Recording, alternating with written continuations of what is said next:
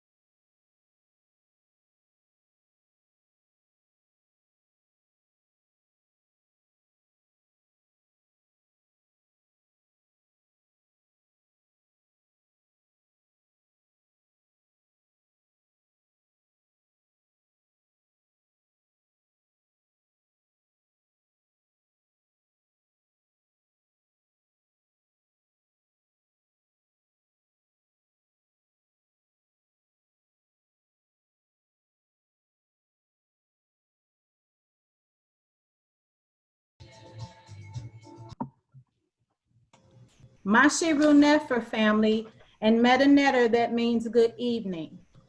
I'm Queen Mother Initare Auset Akua KitiHeru with the Temple of Kheper, and this is Voices of Maat. Our founder is Baba Saba Amori Sneferu. We have a very exciting show, family, tonight, but as always, before we get started, I'm going to do our Hesi, our chant. I'll say that chant in Metanetter, and then I'll turn around and translate it in English so that all can understand. Panetter ampu pa maat, ank wise de jeb, ank unjasanev, uben nefer akar pa inbu, haru maat. In English, it translates to how sweet is the truth, life, power, stability, life, prosperity, and health, rising always in divine excellence with Ma'at all day, every day. Ashe. And family, when I say Ashe, it simply means that we are on the same accord and that we agree.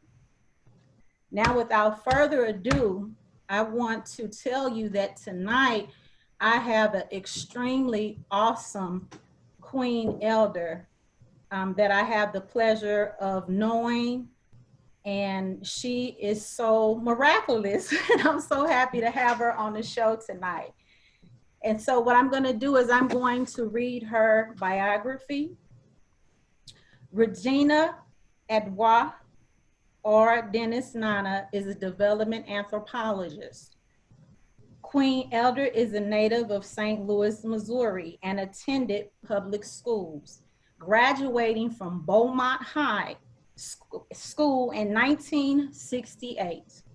She holds a master's degree in development anthropology from the State University of New York at Binghamton, where she also received a certificate in French. Her undergraduate degree in English journalism is from Wilberforce University in Ohio. Her search to find the truth led her to live in Africa. the Caribbean, and Europe in all kinds of ways. All kind of ways means studying French in Belgium, living with the Senegalese family, serving as a Peace Corps volunteer in Côte d'Ivoire. Côte d'Ivoire. Thank you. An international development worker in several countries, being a wife and mother to 3 girls in Cameroon, and helped husband to manage and sell farm products. Trinidad is her getaway place. Finally, she served as a career foreign service officer diplomat with the United States Agency for International Development when retiring in July of 2014. Served in Nigeria, Ghana, Haiti, and Guinea over 14 years, where she has managed U.S. government foreign assistance funds totaling up to $200 million. During her 30 years of international living, Ms. Dennis Nana worked extensively with non-governmental organizations and universities to promote sustainable development or relief programs in the following sectors, such as healthcare, agriculture and the environment, education and governance, disaster and trade sectors. Her core competencies are to build teams to design and implement programs, monitoring and evaluation, budgeting and outreach, and communication programs. With an open mind and a respectful character, she was often invited to participate in non-diplomatic local events. She looks forward to sharing her experiences to promote others to follow their adventurous dreams. Ashe. Ashe. Wow, that is totally impressive. Oh, and so what we're gonna do is I'm gonna go right into the questions. Queen Elder, do you have any questions for me before we get started? No, I don't. No, thank you for inviting me to come this evening. Welcome. We are so excited to have you on the Voices of Maat. I'm gonna go ahead and get started with the questions. My first question is, where were your truths you were seeking?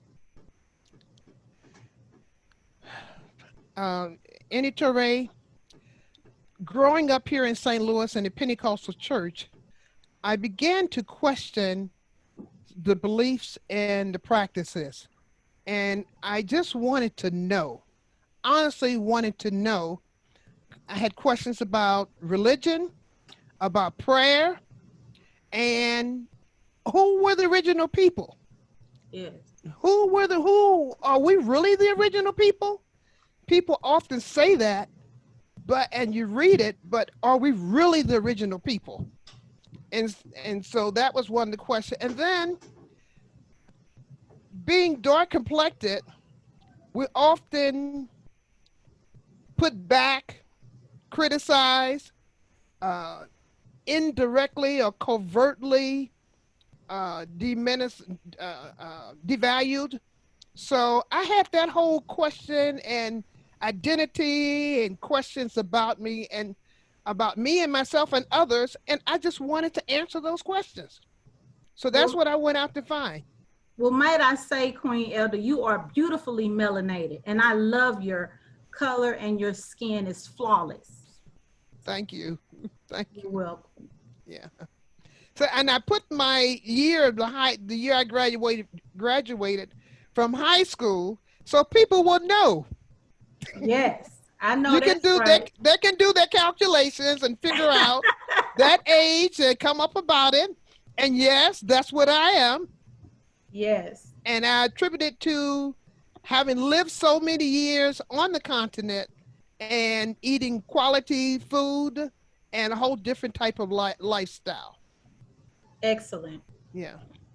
So in seeking your truths, would you say that you have found them, or do you think you have a little bit more to learn?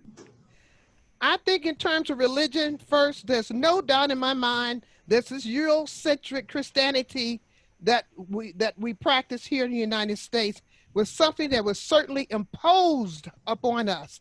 And not only here, but as well as in Africa.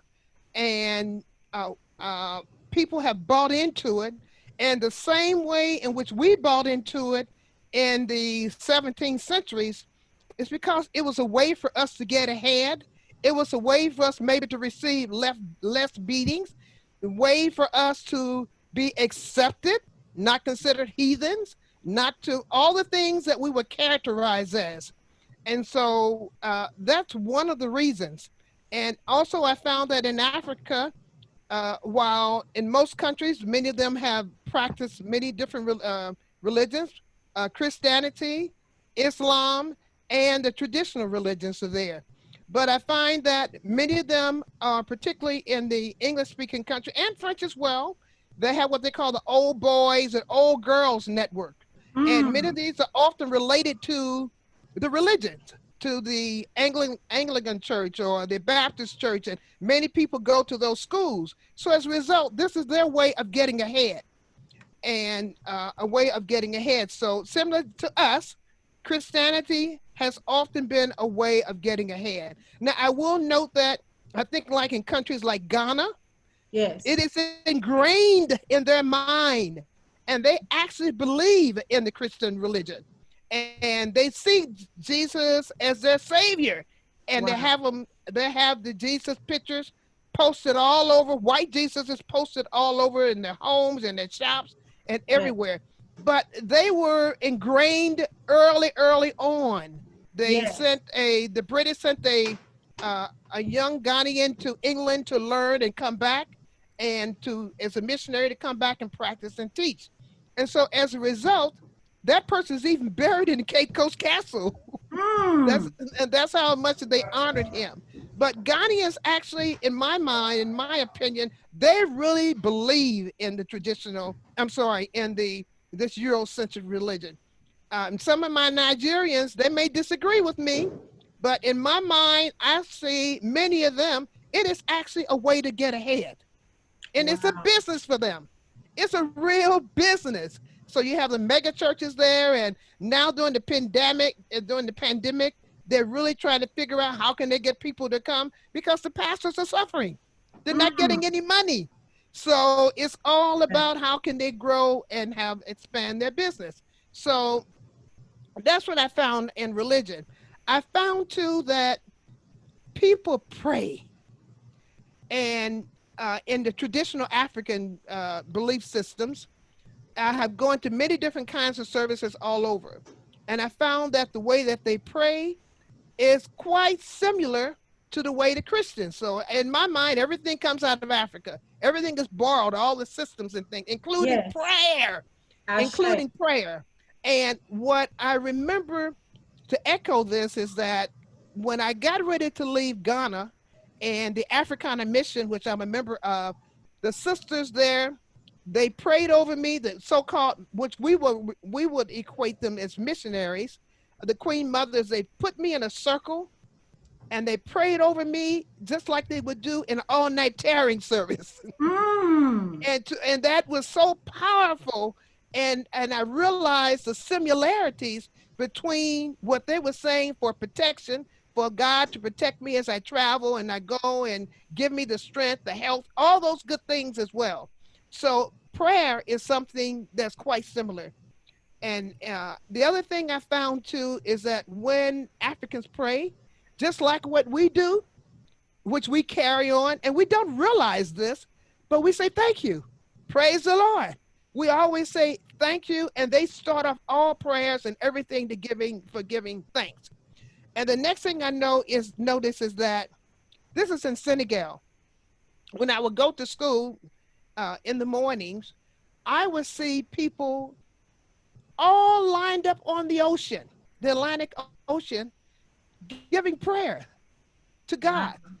to the ocean, and to the sun at 5:30, 6 o'clock in the morning. Yes. They'd be out there. And even though this is a Muslim country, you still find people who practice the traditional beliefs. So those are some of the things I found in terms of the cradle of mankind. Uh, uh, there's no doubt in my mind that Africa is the birthplace of the cradle of mankind. Man was originated in East Africa, as they found, and then in the southern portion, and then he migrated out. And as you travel, because I have traveled and answered these questions in the southern part of Europe, you can see how the changes in body type, short, stocky. Yes. And as you travel up to Europe, you start seeing how man gets taller as the climatic changes. He gets Yes. taller, clear, blue eyes, and and the hair, and lack of melanin, really pale, and that's Right. because of the climatic change. And Absolutely. every now and then in natural selection, something comes out and it often becomes a miracle for them. But that's a part of the original man coming out of Africa. And then when I went to India recently and Asia, you see the similarities there too. And I've also noticed in my travels and the people who I've met, the linguistic, I've talked about the phenotype, but and then the linguistic similarities in languages are also there as well. And don't talk about spices and the foods that are quite similar as well too. Well, there's some differences too, Okay. differences because when you see in Europe, they have a limited diet based upon their environment. Everything is sugar, salt, fat, and oil, and that's basically what we eat here in the United States. And that's Yes. because in their environment, that's what they have compared to some other parts of the world. Okay. So I've answered those questions that the cradle of mankind is basically Africa. And for Africans, they migrated from Southern Africa all the way up to now, all the way up to Egypt. And then from Yes. Egypt, then they came back down and they went over, started moving west to West Africa. And you start seeing where they set up those different empires and countries Yes. along the way. And having traveled, I haven't been to Sudan, but I lived in Somalia and Mogadishu, and you see those people in the Mogadishu and Somali, the Somali people, they're actually the Fulanis in West Africa. They're still a pastoral group. And you see them Right. move all the way across with their animals looking for water and grassland. They actually ended up in an area called Futa Taro in the northern part of Senegal.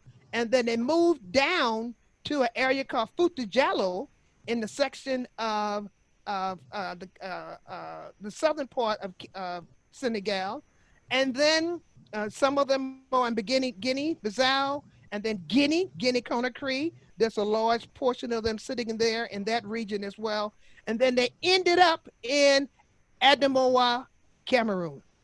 And Wow. I have lived in Somalia, lived in Senegal, and lived in Guinea Conakry, as well as in Adamawa in Cameroon, in Ngondere.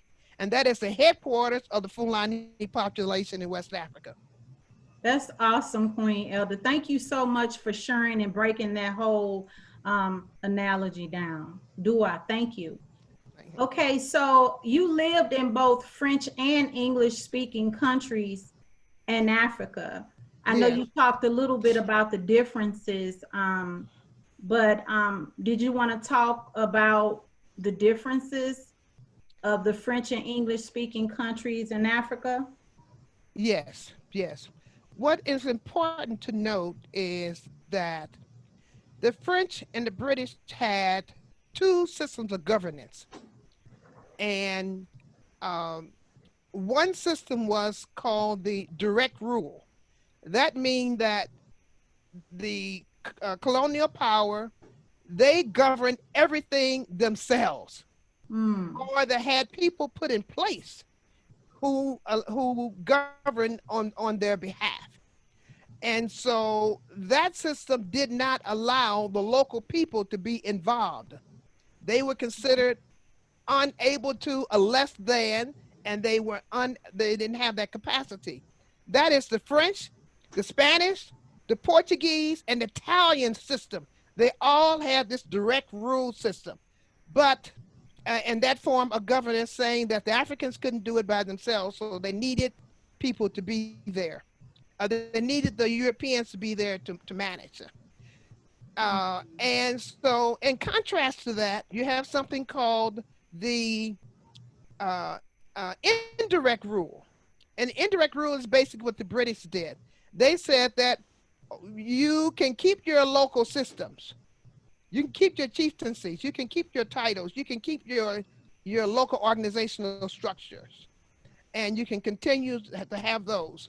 And that's what took place. So when you go to French-speaking countries now, unfortunately, they're still linked to France. Mm-hmm. And unfortunately, they even pay the French charge when they became independent. The French had them to sign a colonial pact saying that they would pay a certain amount of money from their budget each year to France. Wow. And up until now, today, the French governments are still paying that tax. And unfortunately, when a government or a president comes in and says, hey, I'm not going to do this anymore, we're not going to stop it, guess what happens? They become assassinated, they get killed, there's a coup d'etat, those kinds of systems that still exist. So therefore, governments sit still and accept it. So in the French-speaking countries, they contribute in 2010, that recent, they paid over 500 million US dollars to the Banque Centrale, the central bank of France, like our Federal Reserve Bank. Yes. That's what countries paid the governments of France, those 24 countries in Africa. Woo, that's a lot of 24 money. French-speaking countries. So when you go there, you still see this element of French presence there, and they haven't figured out how to get rid of it. There's been some discussions, but so far it hasn't taken place. Now Wow. the British countries, the British don't have that kind. The British government didn't impose that type of payment on their colonies, but both French and English still have access and control to the same minerals, the gold, the diamonds, the copper, the mining aspect that they've had during the colonial periods. That hasn't changed. Wow. That hasn't changed. Now, that's the difference in terms of the governance. But on the other side, when you go, you'll see a much more colorful dresses when you go into the French-speaking countries. The designs are different because they have their own creativity, but they do have some influences from the French. Okay. And you see that, and that's why all the African presidents' wives, they all travel to La Côte d'Ivoire, to Abidjan, because it is the fashion capital of the world. That's where they go. They've been going for years. Hasn't changed. Wow. It's the fashion capital of the world. And so you have the tailors from Senegal, Guinea, Mali, Burkina Faso. They're the ones who do that labor-intensive work and the creativity as well too. And many of them are based there. They are based there, and so that's one of the things. You see it in the dress. The next thing you see it in is in the colorful food. The food in the French-speaking countries is quite different in the English-speaking country. You can have the same jollof rice cooked in, they call it riz gras, in Abidjan or Togo or Benin. Then you would have in Ghana or in Nigeria, jollof rice. Yes. But they call it a little different, and the preparation is totally different. It may look the same, but my God, the taste is different, because in the French-speaking country, they have a stronger influence from the cuisine française. Yes. Many of the chefs have gone to France, they travel, and they have become influenced by the French cuisine. And so they use a lot of fresh parsley, fresh garlic, fresh ginger, fresh onions, basil, thyme, rosemary, all those bay leaves, all of those different spices in which they use. Whereas in the English-speaking countries, they're going to give you tomato paste with a pepper, particularly in Nigeria, tomato paste, pepper, water, and water, and oil. Yeah, that's basically how they cook their jollof rice. So it's a lot to be desired. Yeah, when I was in Nigeria, both times it was rice every single day. Yes, yes, yes. And rice is a commodity. And rice, let me point out too, rice replaced the local grains because Mm. Africa didn't always eat rice. Rice is something new. Rice has always been a luxury. And it was not until the Americans, and you see most of rice is American rice too. And the American grains have developed a collaboration and they export rice too from here to Africa. So they have created that market for Africa. But many of the governments now are attempting to increase their own production of rice. And so they've placed a high tax on rice. So the rice is being grown in the country. Senegal, which is the rice is their national dish. Their main dish is chebbijen. That's rice and fish with lots of vegetables in it. And so they have one of the mandates for Macky Sall, who was the president, and his first mandate, he's in his second term now. He said he was going to change and increase rice production in the country. And so he has been able to increase the yields and rice there.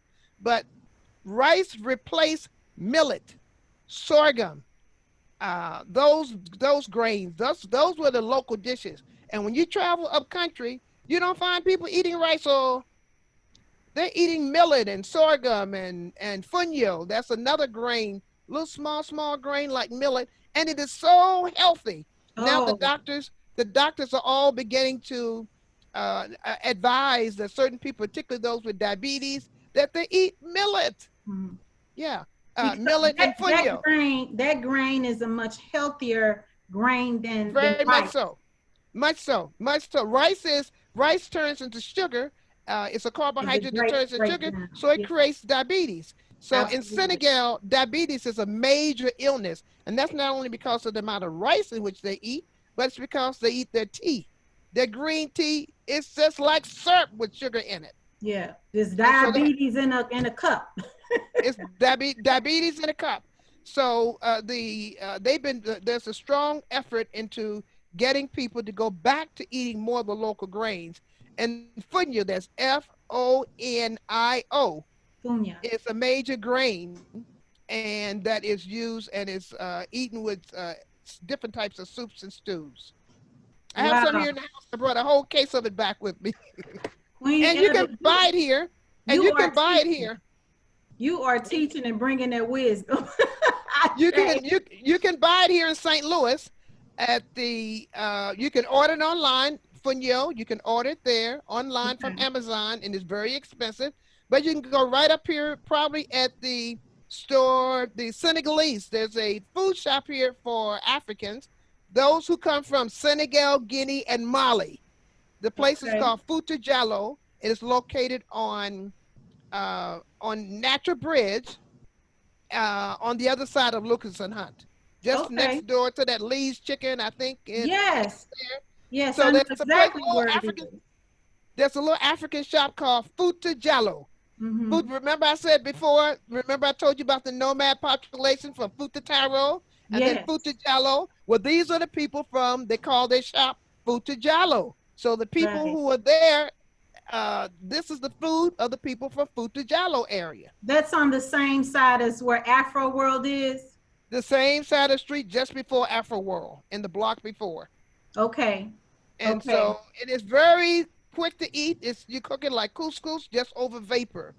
And it's very healthy, and I advise people to and encourage people to reduce the amount of rice that we eat and start using more funyo. Yes. Yes. It Do I? doesn't turn into sugar. Yeah, good. So, And as an African born here in America, when you travel to Europe and Africa and the Caribbean, how are you received, Queen Elder? I think how you're received is based on your character. If you go in thinking that, hey, I'm from America, the most developed country in the world, and I want everything to go fast like it is in the United States, I want my food to come now, then you're not going to be served, or Mm. you'll be served last. I saw that happen in Athens, Greece. I was in a restaurant and there was an American company, American couple there. As we often refer to them as the ugly American when you travel outside America and you Yes. act up, they say the ugly American. This guy, white American, he was really an ugly American. What's wrong? How come they can't get my food? I'm waiting on it. I've been waiting 20 minutes. And then he went on and on and on. And so they delayed his food more. Right, right, because he was being disrespectful and out of order. Very disrespectful. So you can't go into anybody else's country being disrespectful. Yes. You have to go in and humble yourself and respect the laws and the rules of that country. Yes. That's what I have done. That's what I have done, whether it was Europe or in Africa or even in the Caribbean. So therefore, I've been well received. I've had extra doors opened up for me and been and have access to cultures and access to events that normally other people don't even go to, don't even get to see. I've been well invited, well protected. I've had enormous amount of exposure, enormous amount of exposure. And I think one of the instances that came on that I'm reminded of is early on in my travels. I was a Peace Corps volunteer in Cote d'Ivoire, in Abidjan. And I had a family there from Burkina Faso. And I knew them from New York City because the men were selling art objects. And so there was the antiquins. So when I got down to Abidjan, I looked them up, I found them. And of course, I got to be very good friends with the wives and the children. And when I got ready to leave Africa, they found out I was going to leave. They said that I must go to their village. I said, oh, why? I wanted to go and see and greet people there who I had never met, but they had heard about me. So I took the train from Abidjan to Ouagadougou. At How that time, long it of was, a ride was that? oh, I can't remember. It's like overnight. Oh, Overnight because okay. it's a long ride because um, you go from Abidjan up to all the way up to Ferkasiduku in the northern part of the country, and then you get up and you get off, and the train no, the train goes to Ouagadougou too, and you get Mm. off at Bobo Dioulasso, Bobo Dioulasso, and I can't remember if it goes to Ouaga, but when I got off and I stayed, I went to the family and stayed got with them. They weren't not from that area. They were from Mm. another little small village called Wayugia. And they're a group of people, the most kindest and most humble people population that I ever met. And they're called the Mosis, Mossi. The And the Mosi. most, yeah, the Mosi people. And they are part of, all these people part of the old Malian Empire. The Malian Empire and these empires, they haven't gone away. The people haven't died off. They're Yes. still living and they're Yes. still practicing those same traditions. I They just say. they're still there. So I went down to Wayugia and I stayed in the village and all. But I learned that the reason that they wanted me to come was to pray for me, Okay. to pray for me, because they said I was going back to America and it was a very wicked place. This is a very wicked and a very dangerous place, and they wanted to protect me. Yeah. So I got up there and they took me out to the village and took me out to the forest area with the women and had me to do the traditional rituals and things to watch and protect me. I say. That's First, I was a awesome. little leery and didn't know what was going on, Right. but then I trusted them because they were my family, Yes. and I knew they wouldn't do any harm to me, and so it was an awesome experience, a very awesome experience. So that's how I have been received, and all over I've had those kinds of things done to me in many other countries as well too, as a way of saying we love you, we Yes. respect you, and we want you to go in your on your way in peace and our God has protected you. Our local gods have protected you. Yes. What a Yes. miraculous I experience. had that done in Cameroon, and um uh I can't think of the other. Oh, Ghana. Ghana did it for me. Cameroon did it for me. Senegal did it for me. I mean, I had that intro, Burkina Faso. I had that introduction, and I kind of it just happened. It was never planned. It just Yes. happened. That's It just because they happened. felt your spirit. Yes. That's what that was about. That's Right. awesome. Right. That's awesome, Queen Elder. And in Europe, I would say too. In Europe, people always want to know us about us, Americans, Black Americans. They will say, toi, tu es noir American? Tu es noir, you're Black American? I say, yes. And they often would get confused because they think that most African Americans are, quote, mulattoes or are light skinned. And so Okay. when they see a darker one, they're kind of surprised in Europe as well as in Africa. But in Europe, I found that they were very curious about us as African Americans. They want to know about us. So whenever I would go to a restaurant or with friends and I would meet them, those were kind of questions I would get asked about being an African American. And sometimes they would say, is your situation any better? And we really, no, that's what they would ask. Then Right. it would say, oh, Martin Luther King was a very good leader. They Hmm. all, they all know Martin Luther King. Wow. That's who's projected. Very few know Malcolm, but they all know Martin Luther King. Yeah. And in the Caribbean, that's where I like to go to jump up and party because I lived in New York City. I Party. lived in no, I lived in New York City, and when I lived there, I got exposed to people from the Caribbean, and so I still try to jump up, but that's a jump up place, and I like to go there for Carnival. Yeah. Do Yeah, they and so party 24/7? Carnival, you go down there. When you go to Carnival, you go 2 weeks in advance. Okay. And I've gone several times, but the first time I went on a chartered flight from New Mm. York City with my friends from New York. And I met them. I left from here and went to New York and got on the charter flight, and we partied all the way down there, singing, jumping. Then when we got down there, we got there 2 weeks in advance, so you can go to the camps, the music camps, the soca camps, so you can learn the new songs. Wow. So and getting ready, and you also get your costume made. So I always played mask, and I often, in fact, I've always stayed in family homes.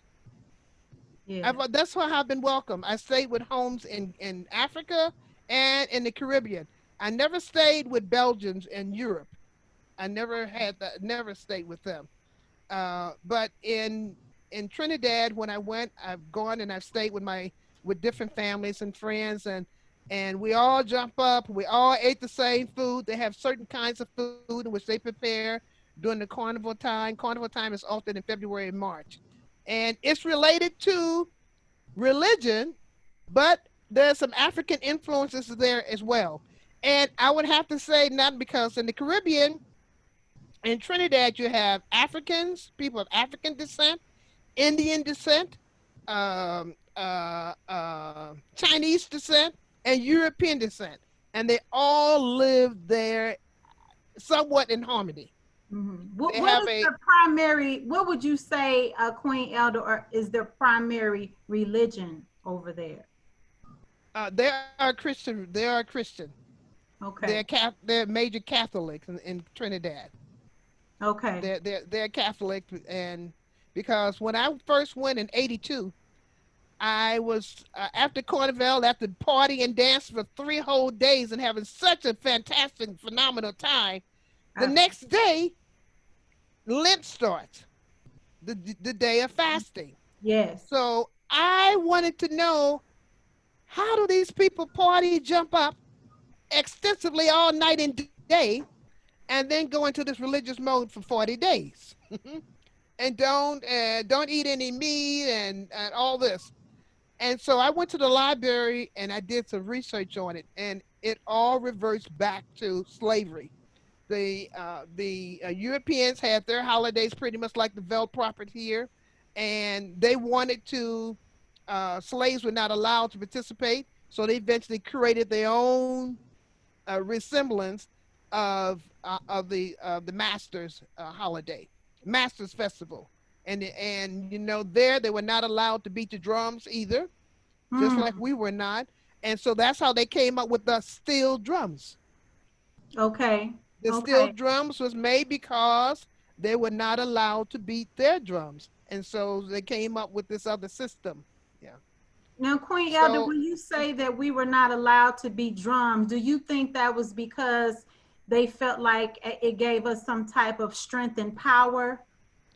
oh, they knew the value of drumming because Yes. see, the drums you can send messages. Yes.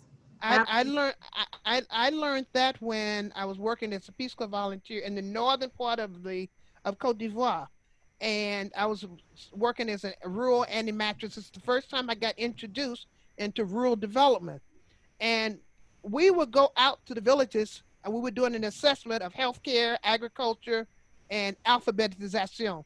That was teaching women and men basic numbering so that they can protect themselves from the revendeurs, the people that were coming in to buy their products, and they didn't know how to count in French. They didn't Mm. know how to count or in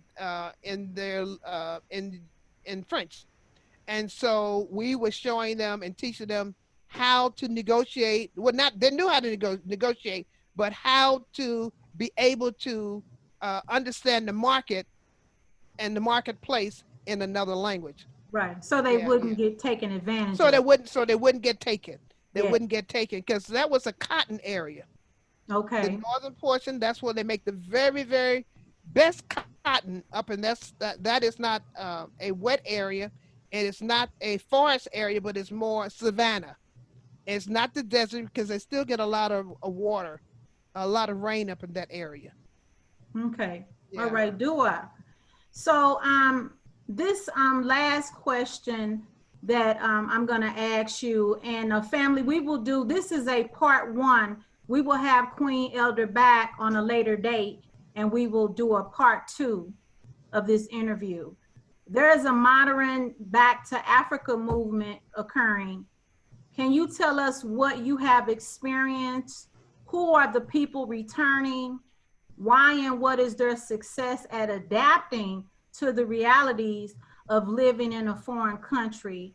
And then what are some of the realities of living in Africa? I know that's a mouthful, so just Yeah. take your time. Okay.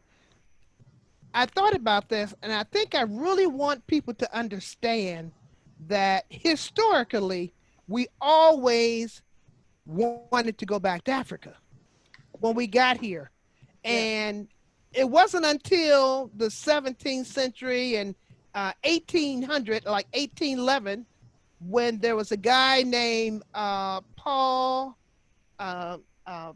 Cliff, Cuffe, and he was a wealthy black person, a wealthy Negro, and so he worked along with the Quakers, and he paid to send people back to go back to Africa, and that was kind of the first round. And then there were other people who went in 1847, supported by the Quakers again. Then at the end of the Civil War, there was another whole wave of people who went to Liberia and to Sierra Leone in those quote freed countries, and they set up.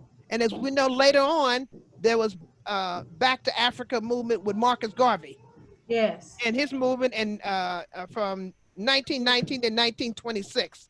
And then there was another major movement too during the time in the 30s, and that's when it was really massive, a lot of discussion about going back to Africa, but the US government wouldn't give people visas, I bet. wouldn't let them go. So there was one guy who did go, John Charles Robinson. He was a pilot, and he was allowed to go because he was going to sell airplane parts to the government of Ethiopia. Okay. And so he went, and under that auspices, but eventually he ended up becoming a pilot and repairing all the planes when he got there and serving as a pilot for Haile Selassie. But to fast forward, he left and came back, and he's the one who started Ethiopia Airlines, the one that we Wow. talk about all along. That was founded by an African American. And a few years ago, Ethiopian Airlines brought several 787s, the big jumbo jet, and they have his name inscribed on there, I see. Colonel Robinson. And Yeah. they built I a love bus, a picture of him sitting at the aviation school in Ethiopia. it. All right now. I was concerned about that because when they had the 737 MAX crash, they tried to downgrade and try to discredit the pilots from Ethiopia. And so I did some research to find out more about them. And that's when I also learned about the role of John Charles Robinson in creating the Ethiopian Airlines. But fast forward now, the people who are going today, first they're being attracted by the government of Ghana. The government of Ghana has made a massive marketing scheme. First, let me backtrack and say, President Obama, when he came to Ghana in 2009, I was there in Ghana serving as a U.S. diplomat, and I had the honor of organizing his entire visit in the Cape Coast Castle. And so he encouraged the government to encourage more African Americans to come. And before then, I have you to know, people didn't visit the Cape Coast Castle. But after Obama went, my God, it has sparked, and people been going on pagaille. I mean, just a massive amount. And if you ever get a chance to go, be sure to look for that plaque in there that says, this plaque commemorates the visit of President Barack Obama and First Lady Michelle Obama in July 11, 2009. I was directly responsible for ensuring that that plaque got hung because there was a lot of controversy who said they didn't want it, they didn't need it. And but I said, hell no, this thing needs to go up there, and we were able. Salute to you. we were able to get that up there. But it has created a sense of pride for African American because that's the first time a descendant from slavery, Michelle Obama traces her great grandfather back to potentially to Ghana from that castle. And so that was one of the hidden reasons which they wanted, they were interested in going. So, although Obama's encouraged people to come, so the government picked up on it, came up with their marketing scheme, and they capitalized on it for 2019 with the year of the return. And people went from all over the world, particularly people from the quote diaspora, descendants from slaves from Brazil, because there are more people of color in Brazil than there are anywhere else. Those Yoruba speaking people over there, and they still speak Yoruba over there, the Bahias. Okay. You have the people from the Caribbean who went, as well as people from here. So Ghana gained $1.8 billion off of tourism last year. Wow. Say that number again. $1.8 billion because we spent money on hotels, we partied, we took an airfare, we did everything. We bought clothes, we bought shoes, we bought everything. They couldn't make enough stuff, keep enough stuff available because with so many people coming and going, statues and tributes and everything at all the different marketplaces. So it was a huge success. Yes. So as a result, people now have starting to go back, and you're getting millennials, people in their 20s and their 30s. Many of them are being entrepreneurs. They're creating tourist agencies and tour guides that are linking up with people there, and they're being created for this own group of people. But when they get there, many of them are somewhat disappointed. Because they have different expectations. They have the wrong expectations. First of all, they're expecting to find the same kind of food they're gonna find here. They're looking for hamburgers. They're looking for hot dogs. That's not gonna happen. They're looking for fast stuff, and fast food there is jollof rice and chicken. Right. That's the fast food they're gonna find there. Hot chicken. And hot chicken with maybe hot with pepper. And then they're going to find they may have some problems with electricity, with water, and so that's something new for them. They Yeah. also will find that the quote entertainment industry is not there like they want to. They said that I'm reading sites on the internet where some of the young people what they're saying and they're advising others about what to do, and so you find that they think that they should be able to bowl, have a bowling alley. Mm. And so they're looking for roller skating, all these kinds of things that they do here. And you may not find all those things. Now, Ivory Coast, I told you, Ivory Coast, Cote d'Ivoire, has always been ahead. When I lived there in 1977 to 79, they had a bowling alley. We Wow. used to go bowling at the Hotel Ivoire. In the Houphouët-Boigny built a 70s, wholly in the late built, 70s. and he had an ice. Now it's coming back to me. He even had an ice skating ring. Wow. That was always a wealthy country. Yeah. So people have these false expectations. So I often tell people that they need to go to Europe first. Because when you go to Europe, that's where you start learning to live without the amenities that you have in America. Yes. And so by the time you leave the first world, the United States, and you start going down to the second world where you start doing without certain things, while they may have water and electricity in Europe, but you're not going to get an air conditioner there.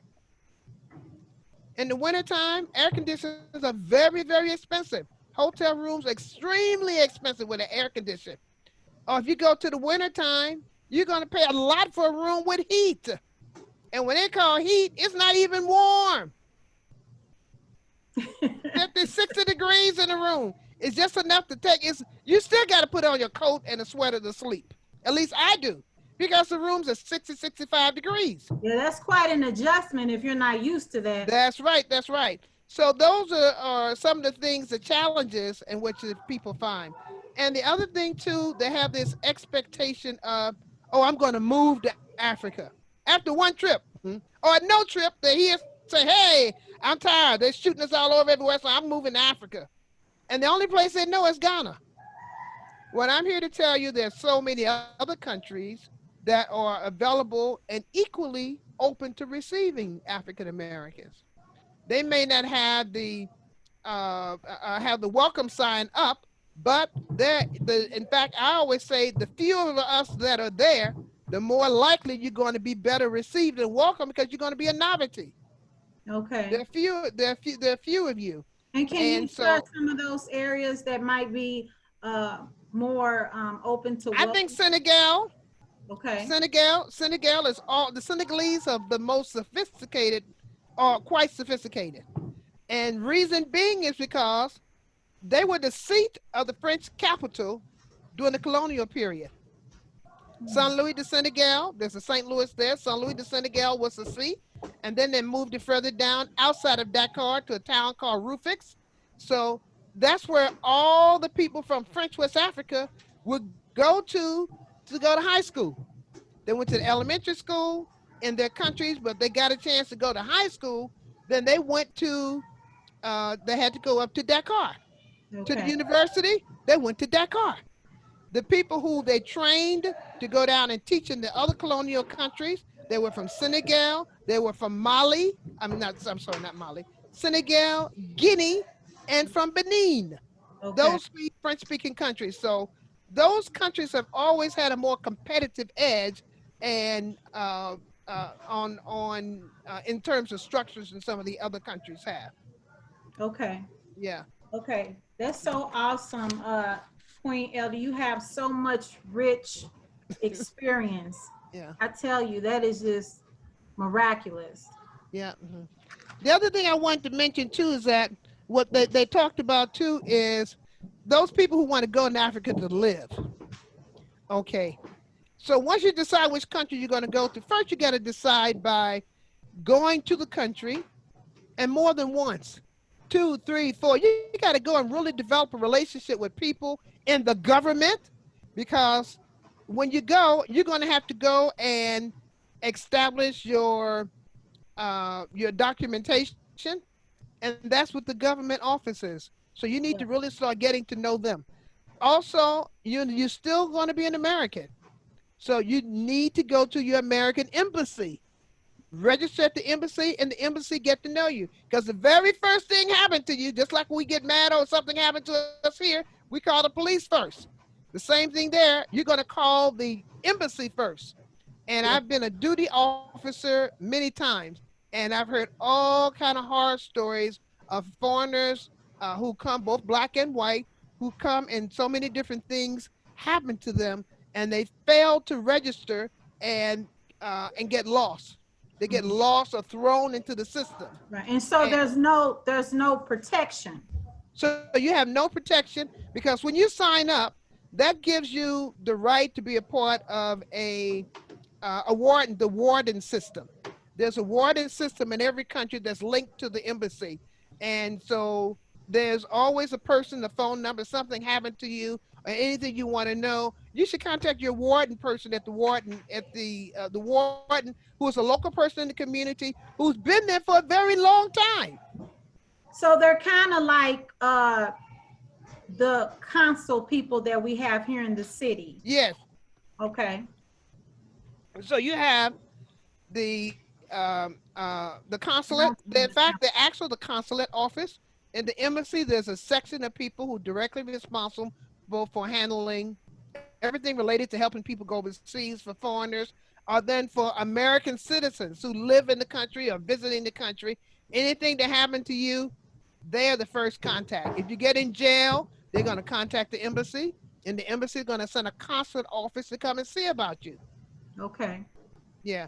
If you lose your passport, you're going to go to the consulate office. If you get burglarized and somebody take your wallet or try to tie you up or do anything negative, then you're going to go to the embassy. And the consulate office is to be, when you go to the police station, they're going to call the consulate.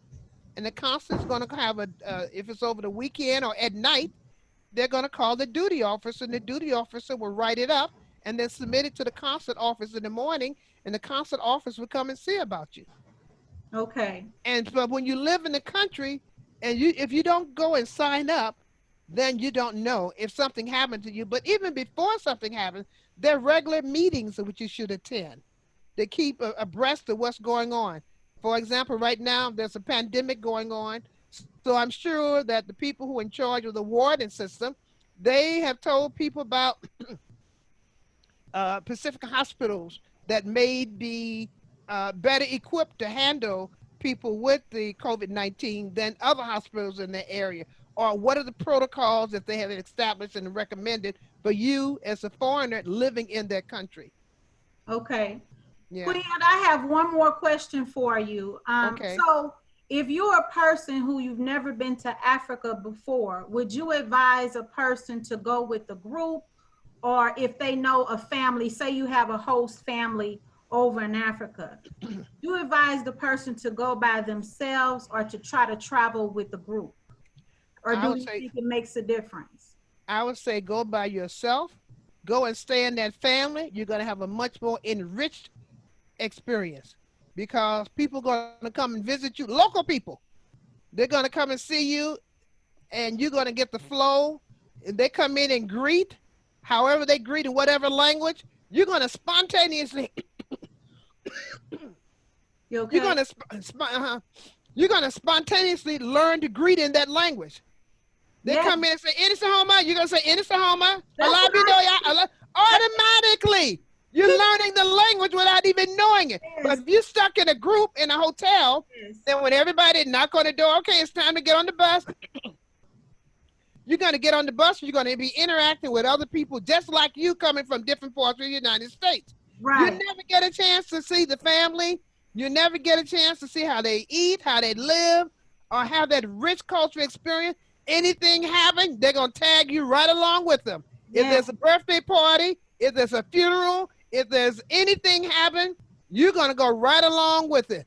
Yes, that's very interesting. That's very interesting that you say that, Queen Elder, because when I went to Nigeria the first time, I was there for about maybe 3 or 4 days, And even though I didn't understand like what they were saying, because English, of course, is their second language, but the family that I was with, they knew a lot of English.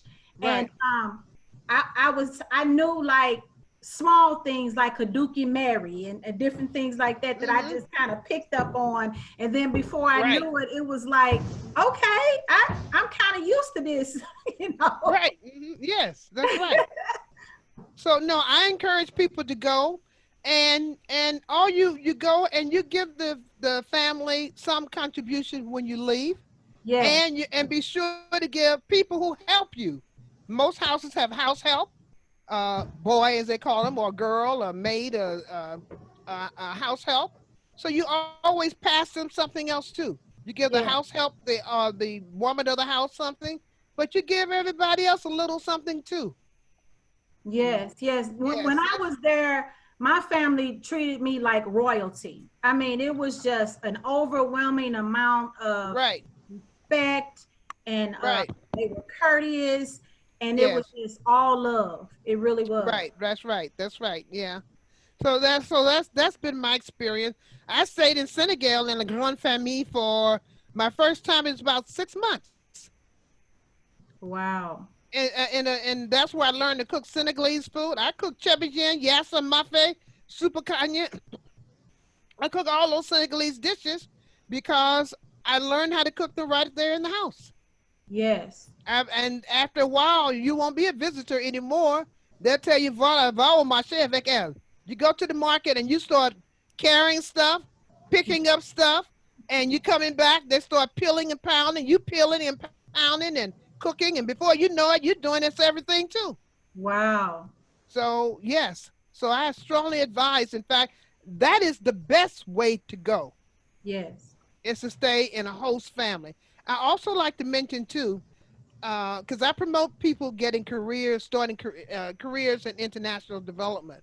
And you start off very early. You start your children off very early in going to travel in high school, start building that basis of going to stay in a host family for a short period of time through an organized program. There's plenty of them out there. That's how the white kids been doing it for years. I say. They start building their resume very, very early. Yes. Yeah, and we should do the same. I say. We most definitely should, and we should start learning those languages as well too. Yes, indeed. Yes. Well, Queen Elder, I'm going to go ahead and we're going to wrap this first session up. But like I said, you'll come back in a few weeks and we'll do a part 2. I want to say dua to you for coming on the Voices of Maat. I feel very honored that you were able to come on and spend some quality time. I'm sure that people are going to learn a lot from you because you have so much wisdom and experience. And so I just want to appreciate you coming on the show. Ashe? Ashe.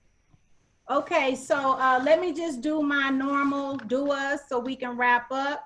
I want to say dua to our Baba Saba Amari Sneferu, dua to Saba Pianki Patamatula, Nefer Amen Ra, who is the creator of the channel. I want to say a dua to Dr. Raketti Mann, and she is our wonderful teacher of our Meta-Netcher. Thank you, Queen. Dua to Elder Rini Ankh.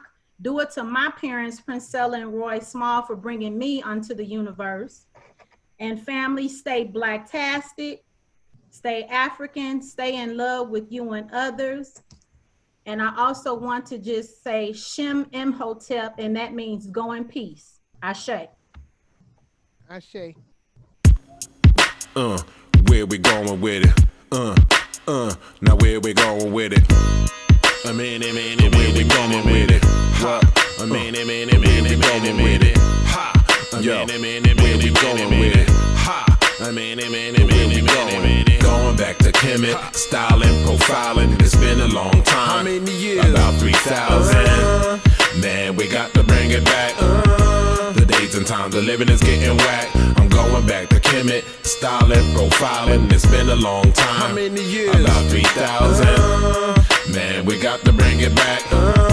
The days and times of living is getting whack. I sing kingdoms come and I sing kingdoms fall. You can check it for yourself, you can read it on the wall. Like graffiti on the wall, metal nets is what it's called. I taught y'all in the past, now I'm back to teach you all how to elevate and repent from filthy ways. I know it's hard, but it feels good to fast for 30 days. I got y'all searching for the land that's across the burning sands, where the men turn into gods and the gods turn into men. The jewel of the Nile is in the motherland. Each one teach one, so go tell your brother, man. You're feeling down, then you got to snap back like a rubber band. Lord, going back to Kemet, styling, profiling. It's been a long time. How many years? About 3,000. Man, we got to bring it back. The days and times of living is getting whack. I'm going back to Kemet, styling, profiling. It's been a long time. How many years? About 3,000. Man, we got to bring it back. The days and times of living is getting whack. Hey. All the words I chant when I come forth by day. From the night, these sacred chapters I recite. Do my voodoo every day till I feel some things are right. Speaking in words of power, speakers get blown. Ancient tradition, deep in your bones. Ancient wisdom, speaking in poems. Melodies take you deep in the zone. I'm going back to Kemet, styling, profiling. It's been a long time. How many years? About 3,000. Man, we got to bring it back. The days and times of living is getting whack. I'm going back to Kemet, styling, profiling. It's been a long time. How many years? About 3,000. Man, we got to bring it back. The days and times of living is getting whack. Too many youth wanna ride and die.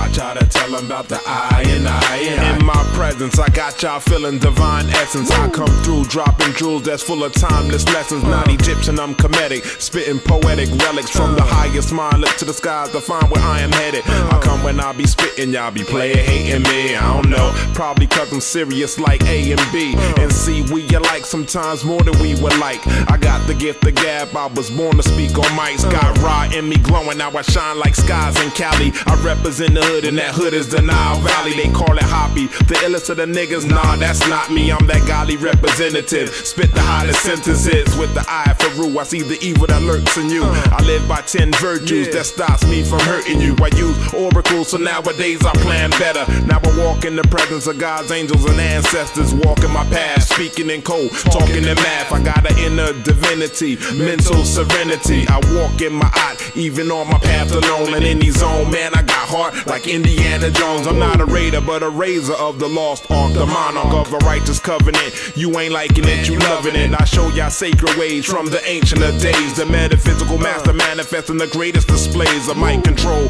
Connect the spirit, mind, and the soul. I rhyme with flows that opens up your mind so you grow like the trees, but of course not the kind that you smoke, but the kind that keeps you rooted in tradition.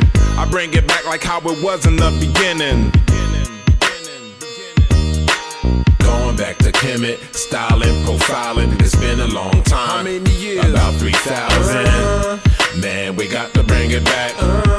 The days and times of living is getting whack. I'm going back to Kemet, styling, profiling. It's been a long time. How many years? About 3,000. Man, we got to bring it back. The days and times of living is getting whack.